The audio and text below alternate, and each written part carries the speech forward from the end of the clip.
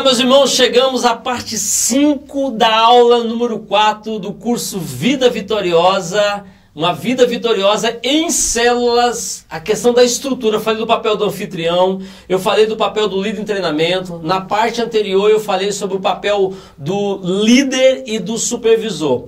Também tem o papel do coordenador. O que é o coordenador? O coordenador é aquele que cuida de um grupo de supervisores, né? Aqui na igreja nós temos 2 coordenadores, eu e o pastor Antônio, né? Nós coordenamos um grupo de supervisores que damos atenção a eles, vemos como é que está o desenvolvimento deles, realizamos o relacionamento discipulador com eles. Então o coordenador tem esse papel de realizar relacionamento discipulador com aqueles supervisores. Ele cuida do supervisor, o supervisor cuida do líder, que cuida do líder de treinamento e também cuida do anfitrião, tá? Então o coordenador tem esse papel fundamental também no processo. Ele está motivando, é aquele que motiva, aquele que traz as diretrizes, aquele que orienta, aquele que dá instrução, aquele que implementa, compartilha a visão e a paixão pelo ministério, a visão e a paixão por ver vidas alcançadas. O coordenador tem esse papel de auxiliar o planejamento, ele ajuda o líder e o supervisor ao planejamento das suas células, ele faz esse papel, ele também é o interlocutor entre a visão da igreja, do colegiado pastoral, para os supervisores e para os líderes, por consequência, e o movimento celular como um todo, tá? Então o coordenador tem esse papel de dar essa atenção, de ser um pouco estratégico, trabalhar um pouco na questão do planejamento, para desenvolver o processo aí e a coisa caminhar. A igreja tem um desafio, o coordenador leva para o supervisor, que leva para o líder do treinamento e para a célula como um todo, tá? Esse é o processo. Mas também tem o papel do pastor. Nós temos aqui na nossa igreja o pastor Antônio, que é o nosso pastor. Eu também sou pastor, mas o pastor Antônio é aquele que Deus deu a responsabilidade e o privilégio de cuidar das ovelhas. Então, o pastor é aquele que é o líder espiritual de todo o processo. Ele lidera espiritualmente todo o processo. Ele tem a direção de Deus para a igreja. Ele está em contato com a liderança da igreja, com a diretoria, com os ministérios, com o colegiado pastoral, e traz isso para o coordenador, que traz para o supervisor, que leva para o líder, o treinamento, e assim por diante o processo vai caminhar. Então, esse processo estruturado é fundamental. O pastor, e quando eu coloco o pastor, ele não está lá na cabeça, ele não é mais importante que alguém, ele é alguém que Deus deu a responsabilidade e o privilégio de cuidar, de abençoar, de coordenar esse processo todo. Mas uma coisa importante do pastor, no processo de uma igreja em células, é ser o guardião da visão, tá? O pastor não é aquele que faz tudo, aliás, ele não deve fazer tudo, porque senão ele não vai conseguir. Ele não pode ser totalmente centralizador.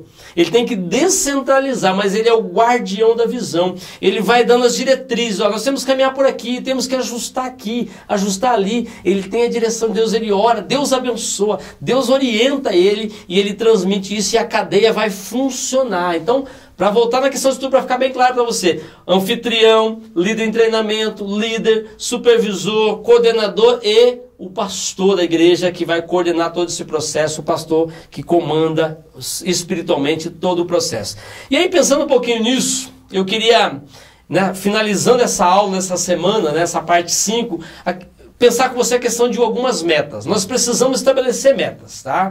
Como eu disse lá, o anfitrião estabelece uma meta de ganhar os seus vizinhos para Jesus. O líder precisa ter metas. O líder de treinamento precisa ter metas também. O supervisor precisa ter metas. O coordenador também precisa ter metas. A igreja precisa ter metas. Metas são importantes, são fundamentais no processo de uma igreja vitoriosa, de uma igreja que quer crescer, de uma igreja que vive em células e que se desenvolve para a honra, para a glória e louvor do nome do Senhor. O que são as metas? Metas pressupõem a questão da visão. Visão onde nós queremos chegar. Tá? Qual o nosso objetivo? Qual o nosso alvo? Qual o nosso alvo como Igreja Batista Novo Mundo? É ganhar esse bairro, essa cidade, o estado do Paraná, o Brasil, o mundo inteiro para Jesus. Tá? A igreja agora não tem mais fronteira. A igreja agora ela alcança pessoas lá na outra América, no outro continente. A igreja agora rompeu as barreiras físicas. A igreja ela chega a pessoas agora através da internet. Eu estava essa semana participando de um pequeno grupo, de uma célula, e tinha uma pessoa lá do Rio Grande do Sul participando com a gente, e ela está frequentando lá, porque estamos agora num período de reuniões digitais, virtuais. Então, nós alcançamos pessoas assim, porque nós temos a visão de querer chegar aonde Deus nos mandar, e esse é o nosso alvo como Igreja do Senhor. A meta nos faz entender que nós temos que chegar além do alcance. Eu não posso reduzir a minha visão. Eu não gostaria que tivesse mais do que 2, 3. Não, Deus pode botar você na frente de muitas pessoas, para liderar muitas pessoas. Então, a meta pressupõe em chegar além do alcance. As metas nos desafiam a crescer, a se desenvolver mais. As metas nos fazem agir com esforço e disciplina. Ser disciplinado, estudar o roteiro certinho, pensar em ações, pensar em algo para abençoar a vida daquela pessoa que é da sua célula, pensar no bom desenvolvimento do seu liderado, pensar no bom desenvolvimento da igreja. As metas nos fazem agir com perseverança. Nós precisamos perseverar. Aliás, a vitória vem quando a gente persevera, não desista. Seu pequeno grupo está meio desanimado, sua célula está meio desanimada. Persevere em nome de Jesus, continue firme, para a glória e honra do nome do Senhor. Mas pense nisso também. As metas nos fazem entender que temos que vencer o imediatismo e investir naquilo que é eterno. Aquilo que traz resultados para a vida eterna. Aliás, alguém que diz que sonhar é preciso. Sonhar é preciso. Sonhe. Metas nos fazem sonhar. E aí nós temos um exemplo muito claro aqui de alguém que tinha uma meta muito clara dada para o Senhor, que é Noé. Lá em Gênesis 6, de 13 a 22, Noé tinha uma meta muito clara. Era cumprir o chamado de Deus. Noé tinha que livrar a raça humana da extinção. Noé tinha que realizar o plano de levar junto a sua família nesse processo todo. Não é? Nós sabemos ali que os filhos de Noé foram abençoados, as noras foram abençoadas por causa de Noé.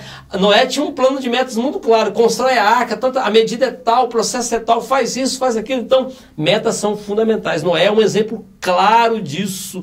Havia no coração de Noé o desejo de cumprir com fidelidade e compromisso a ação do Senhor, o desejo do Senhor, o plano do Senhor para a vida dele. Tenha metas no seu coração para você crescer poderosamente. Olha o que diz o texto de Mateus capítulo 19, 26. E Jesus, olhando para eles, disse-lhes: aos homens isso é impossível, mas a Deus tudo é possível. Nós cremos que Deus vai nos dar graça de sermos uma igreja vibrante, uma igreja dinâmica, uma igreja que tem um processo muito bem estruturado. Volto a dizer, o anfitrião, o líder em treinamento, o líder, o supervisor, o coordenador, o pastor, o processo muito bem organizado, e crendo que Deus vai nos levar ao impossível, porque para Deus tudo é possível. Para nós não é, mas para Deus é possível. Nós entendemos isso, nós compreendemos isso, nós entendemos qual é o processo do Senhor. Quero repetir para você a definição de uma vida vitoriosa a partir dessa visão de células dinâmicas. Você já foi colocado lá na aula número 1, estou repetindo para você também, tá? É importante frisar para a gente entender. A vida vitoriosa se dá pela fé e relacionamento com Jesus Cristo. Contudo, a dinâmica de ser discípulo de Jesus implica em viver e conviver com outros discípulos que geram novos discípulos. Que você seja um instrumento da graça de Deus. Fechando essa aula de número 4, vou repetir o tema para você. Você lembra qual é o tema? Vida vitoriosa em células, pensando na estrutura.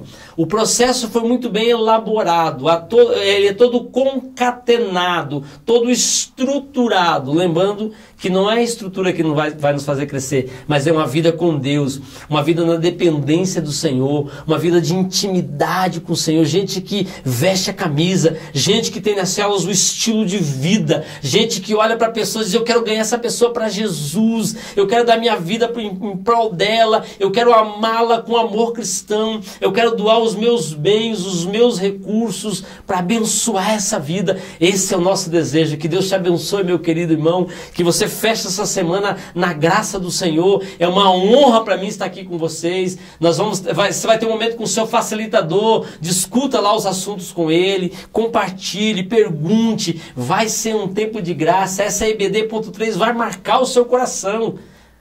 A EBD.3 é o quê? Ela é discipuladora, ela é dinâmica e ela é digital. Vamos fechar esse ano aqui sendo instrumentos de Deus, sendo abençoados pelo Senhor. Que Deus te dê uma semana abençoadora, um restante de semana abençoador, que no domingo você possa crescer mais na palavra, participando dos cultos, assistindo o culto, copiando o link, mandando para alguém e participando do encontro com o facilitador, que é fundamental. Deus te abençoe, Deus te dê graça. Fechamos essa aula de número 4, uma vida vitoriosa em células, pensando na estrutura. Que Deus te abençoe poderosamente em nome de Jesus. Deus te abençoe.